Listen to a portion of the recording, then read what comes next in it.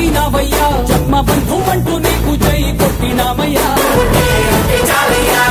రాజసం నీ ఇంటి పేరు పౌరుషం నీ పుట్టి తీరు నిన్ను తలుచుకున్న వారు లేచి నించని మొక్కుతారు